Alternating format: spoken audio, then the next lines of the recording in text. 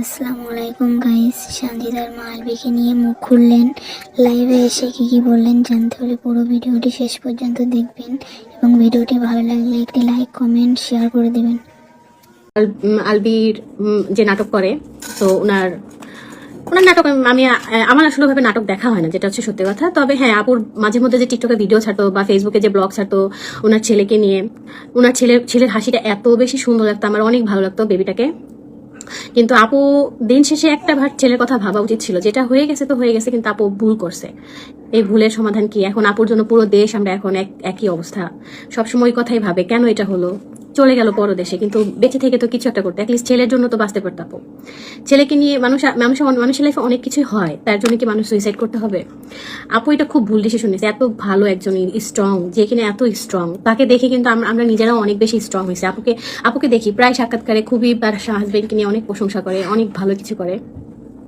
তো যখনই কিনা ঘুরে ফিরে আপুর কথা মনে হয়, তখন হচ্ছে রিজিকের কথা হচ্ছে সব থেকে বেশি মনে হয়, যে বাচ্চাটা কত কিউট, মাশাল্লাহ খুবই কিউট, আপুর মতোই কিউট হয়েছে।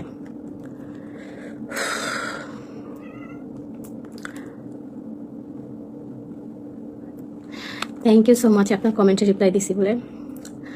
আসলে মন যতই বুঝাই, দিন শেষে আমরা বারবার দেখতেছি কি হলো, কিভাবে হলো, কেন হলো। কোনোভাবে যদি আমরা মেয়েরা অনেক কষ্ট সহ্য করি সব দিক থেকে, সব দিক থেকে। যখন থেকে আমাদের জন্ম হয় তখন থেকে কষ্ট। বাবা মার বাড়িতে এত কষ্ট করে লালন পালন করে বড় হই, সে বাবা মার বাড়িও নিজের বাড়ি না। তারপর একটা সময় বিয়ে হয়, শ্বশুর বাড়িকে নিজের বাড়ি মনে করি, সেটাও নিজের না। ছেলে মেয়ে হয়, ছেলে মেয়েরা ভাবে নিজে, সেও বড় হলে যার যার মতো শেষে চলে যায়। আসলে মেয়ে মানুষের লাইফে নিজের বলতে কিছুই নেই, দিন শেষে আমরা শূন্য। এটাই হচ্ছে আমাদের বাস্তব জীবন। আপু তোমাকে ভালো লাগে আমার অনেক, থ্যাংক ইউ সো মাচ।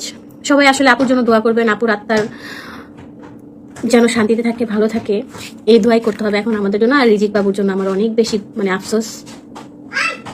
আমার বেবি আছে, ও আছে এখনো খেলাধুলা করতেছে, খেলতেছে।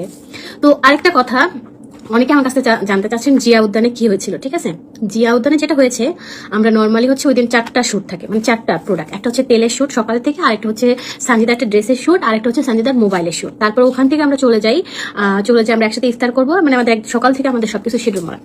তো সেই ক্ষেত্রে হচ্ছে দিশা ঘুম থেকে একটু লেট হয়, আমি চলে যাই, আমার শ্যুট শেষ, আমি বসে আছি দিশার জন্য। আমি চাইলে আমি চলে আসতে পারতাম, বাট আমি চলে আসিনি। তো দিশা যখন আসতে লেট হয়, তো দিশার আম্মু বলে কি আপু তুমি থাকো, আমি ড্রেস নিয়ে আসতেছি, আমরা একসাথে মোবাইলের শ্যুটটা করবো, গ্রুপ ইন মোবাইল শ্যুট। তো হচ্ছে আমি দিশার আম্মুর জন্য ওয়েট করি, দিশাকে দিয়ে যায়।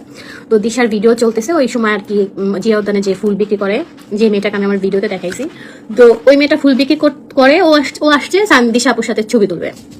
তো ওকে ফাইন, দিশার সাথে ছবি তুলতেছে, ওরা কি করছে, আরেকজন সাইড থেকে ভিডিও নিচ্ছে, খুবই খারাপ। তারপর আপনারা কি আসলে আমরা ভিডিও করতে কেন নিষেধ করি জানেন? কারণ অনেকে আছে এই ভিডিওগুলো নিয়ে উল্টাপাল্টা মিউজিক দেয়, ওই দেখ টিকটক, এই ধরনের টিকটক আছে না ভিডিও, ওই ভিডিওগুলো ছাড়েন, আজকে নেটে টিকটকে ছেড়ে দেবো, ভাইরাল করে দেবো, দেখ অমুক সমক, এই ধরনের ক্যাপশন দেন, বা টিকটকারের সাথে দেখা হয়েছে, এই ক্যাপশনগুলো যাতে না আসে বা উল্টাপাল্টা ভিডিও না আসে। তো যখন এই ভিডিওটা দেখে আমাদের ফটোগ্রাফার, আসলে ভাই এই কথাটা শুনলে ভাবলেই এই মেসেজটা দেখলেই খারাপ লাগে, এত খারাপ লাগে যেটা বলে বোঝানোর মতো না। আপুর জন্য আমি নিজে কান্না করছি, অ্যাটলিস্ট আপুর ছেলের মুখের দিক থাকে, আপুর বাচ্চার মুখের দিক থাকে, অ্যাটলিস্ট কিছু ধৈর্য ধরে থাকা দরকার ছিল, অ্যাটলিস্ট বাবুটার জন্য। তো জিয়া উদ্যানের কথাটা বলি, তো ওরা হচ্ছে ভিডিওটা করার পরে ফটোগ্রাফার দেখে বলতেছে তুমি এভাবে ভিডিওটা নিও না, তুমি ছবি তুলে চলে যাও, আমরা কাজ করে আমরা চলে যাবো। আর হচ্ছে যে হচ্ছে ফটোগ্রাফার, তা ওনার হচ্ছে 1টা বাজে অন্য জায়গায় শুট আছে, নাটকের শুট। তো ভাইয়া খুব তাড়াহুড়ো করতেছে, ভাইয়া ওই ভিডিওটা দেখে বলে কি আপু এই ভিডিওটা ডিলিট করতে। তো ভাইয়া নিজে ফোনটা নিয়ে ভিডিওটা ডিলিট করে নাকি জানি না। তারপর হচ্ছে ওই মেয়েরা বলতেছে ভিডিও করলে কি হয়, কুই এমন সেলিব্রিটি হয়েছে, ওর থেকে ভালো সেলিব্রিটি আমি, সে ওখানকার ফুল বাসে, সে ওখানকার সেলিব্রিটি।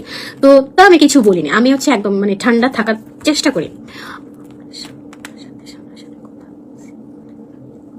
সামনাসামনি আপনার সাথে আমার দেখা হয়েছে, wow thank you so much আপু, আপনার সাথে আমার দেখা হয়েছে, এটা শুনলেও ভালো লাগছে।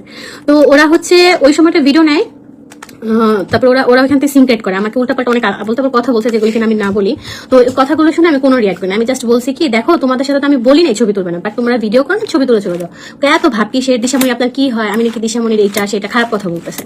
তো ওইটা বলার পর আমি কিছু বলি না, চুপ। তো আমার ভাইয়া বলছে কি আপু তোমরা এখান থেকে যাও, আমাদের ফটোগ্রাফারের টাইম নেই, ওরা ভিডিওটা করে চলে যাবে। তো ওই ভিডিওটা ওরা করতে দেয়নি, ওরা চিল্লা অনেক কিছু বলতে যাচ্ছিল। তখন হচ্ছে ওই রোস্টারটা আমার মনে হয় আগে থেকে রেডি ছিল, যখনই দেখছে দিশা শান্তিতে আসছে, আর উনি